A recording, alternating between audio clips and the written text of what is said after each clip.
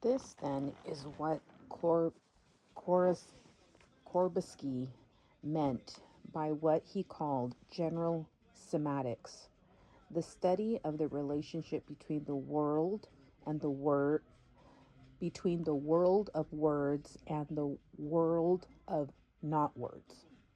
The study of the territory we call reality and how through abstracting and symbolizing we map the territory. In focusing on this process, Kolbasky believed he had discovered why scientists are more effective than the rest of us in solving problems. Scientists tend to be more cautious of the abstracting process, more aware of the distortions in their verbal maps, more flexible in altering their symbolic maps to fit the world.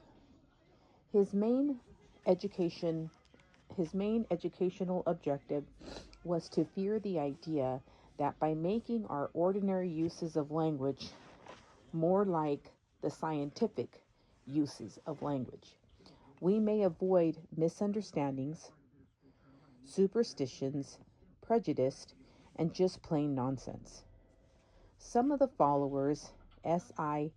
Hayakawa, Irving Lee, and Wendell Johnson, wrote readable texts for use in schools, but the material but their material is not much in fashion these days. I wrote some text along these lines myself, mostly to find out if these ideas were suitable for younger students, and discovered that they are. I remember with delight the easy success we had with them in Arlington, Virginia, at the Fort Myer Elementary School. But of course, not all ideas are useful, and not all of them are good. General semantics, like any other system,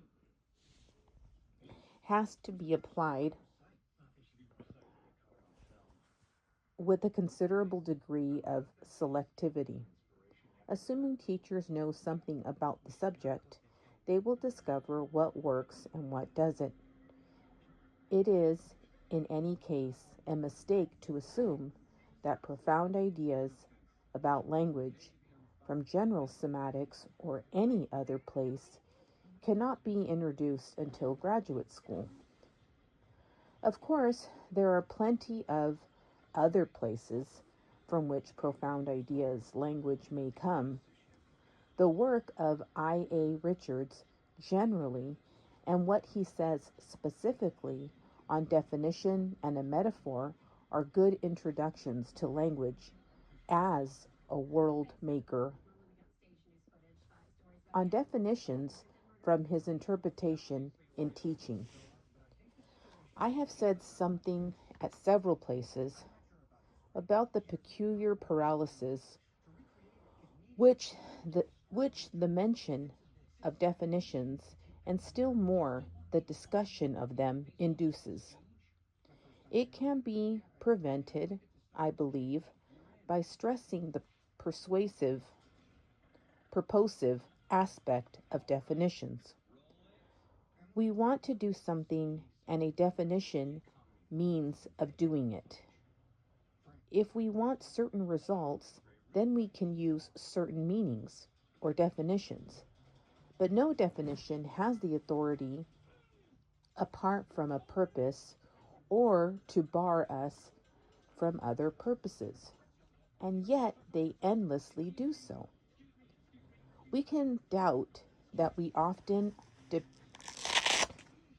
deprived of very useful thoughts merely because the words might express them are temporarily preempted by other meanings, or that a development is often frustrated merely we are sticking to the former definition of no service to this new purpose. 2. What Richard is talking about here is how to free our minds from the training of definitions, and how I can think of no better way of doing this than to provide students, as a matter of course, with alternative definitions of the important concepts with which they must deal in a subject, whether it be a molecule, a fact, a law, art, wealth, genes, or whatever. It is essential that the students understanding that definition are instruments designed to achieve certain purposes, that the fundamental questions to ask of them is not, is this the real definition? Or is this the correct definition? But what purpose does the definition serve? That is, who made it up and why? I had some great fun, and so have students, considering the question of definition in a curious federal law. I refer to what you may not say when being frisked or otherwise examined before boarding an airplane. You may not, of course, give false or misleading information about yourself. But beyond that, you are also expressively forbidden to joke about any of the procedures being used. This is only Kate. This is the what the sorry. This is the only case I know where a joke is prohibited by law. Although there are many situations in which it is prohibited by custom. Why joking is illegal when you are being searched, it is not entirely clear to me. But that is only one of several mysteries surrounding this law. Does the law distinguish, for example, between good jokes and bad jokes? 6 months for a good one, 2 years for a bad one. I don't know. But even more important, how would one know when something is a joke at all? Is there a legal definition of a joke? Suppose while being searched, I mentioned that my middle name is Milton, which it is, and that I come from Flushing, which I do. I can tell you from experience that people of questionable intelligence sometimes find those names extremely funny. And it is not impossible that a few of them are airport employees. If that were the case, what would be my legal status? I have said something that has induced laughter in another. Have I, therefore, told a joke? Or look at it from the opposite view. Suppose that one being searched, I launched into a story about a funny thing that happened to me while boarding a plane in Chicago, concluding by saying, and the pilot said, that was no stewardess, that was my wife. Being questionable intelligence myself, I think it is a hilarious story. But the guard does not. If he does not laugh, have I told a joke? Can a joke be a story that does not make people laugh? It can, of course, if someone of authority says so. For the point for the point is that in every situation, including this one, someone or some group has the decisive power of definition. In fact, to have the power means to be able to define and make it stick. As between the guard at the airport and me, he will have the power, not me, to define what a joke is.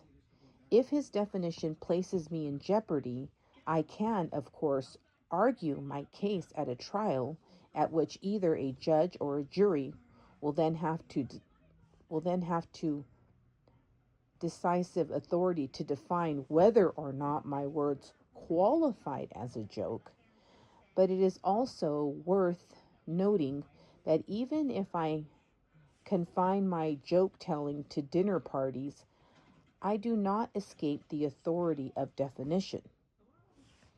For the parties, popular opinion will decide whether or not my jokes are good ones or even jokes at all. If opinion runs against me, the penalty is that I am not invited to too many parties. There is, in short, no escaping the jurisdiction of definitions. Social orders require that there be authoritative definitions,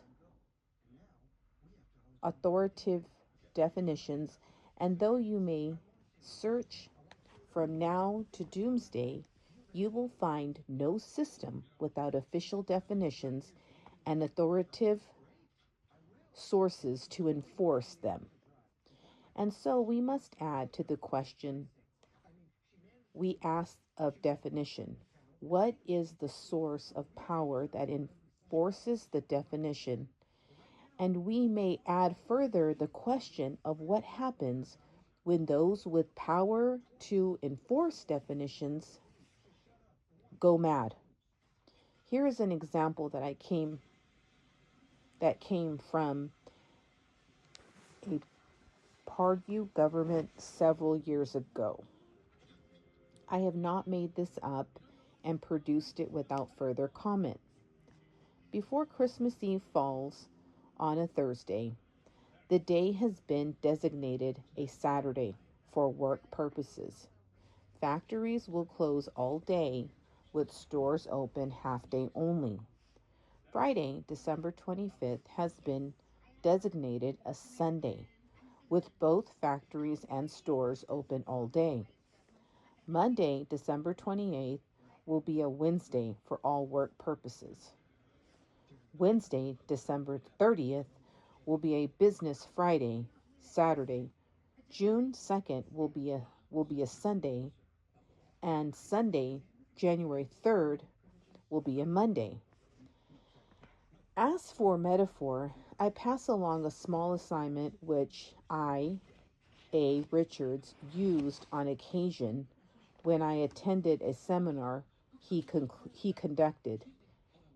It is but one of 100 ways to introduce the subject.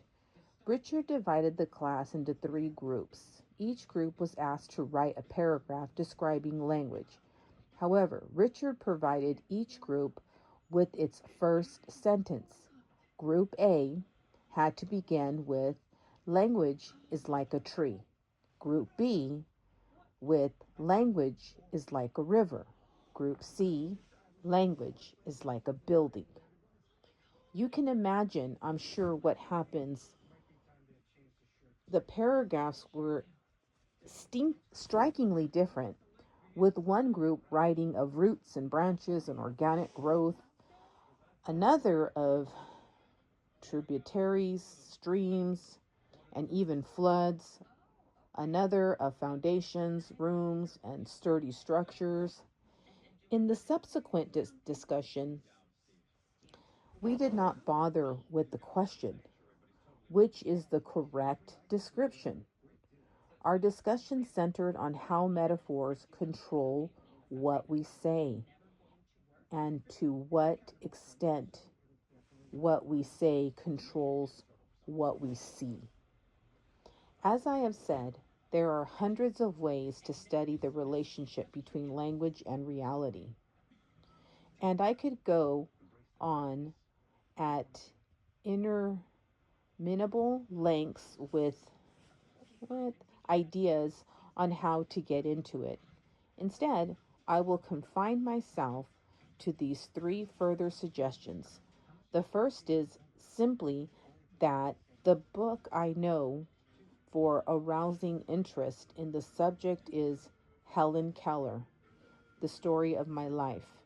It is certainly the best account we have.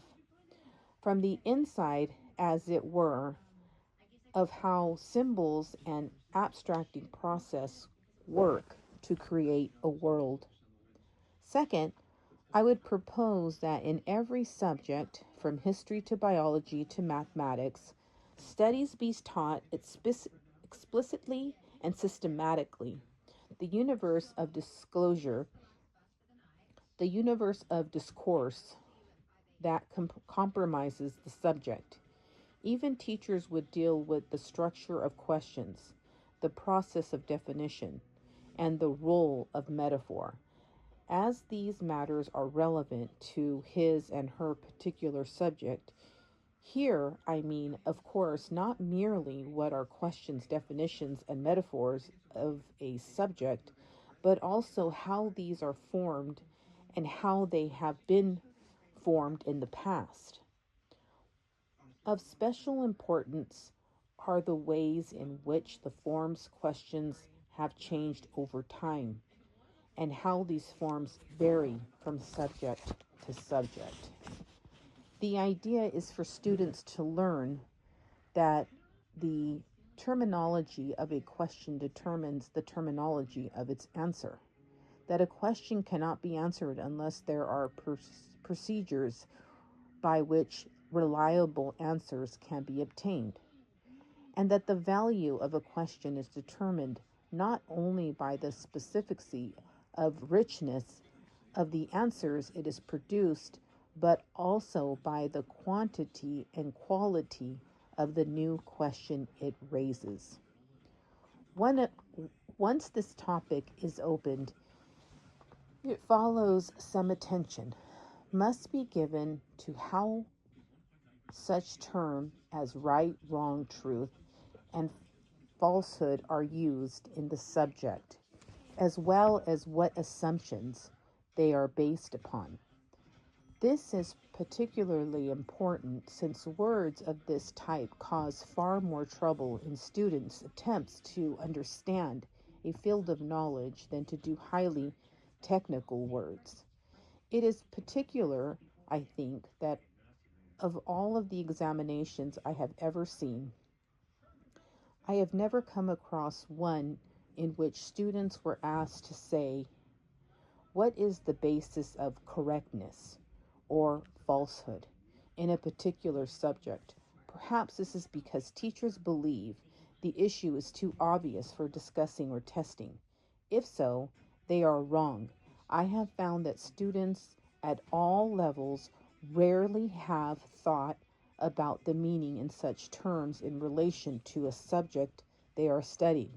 They simply do not know in what sense a historical fact is different from a biological fact, or a mathematical truth is different from the truth of a literary work.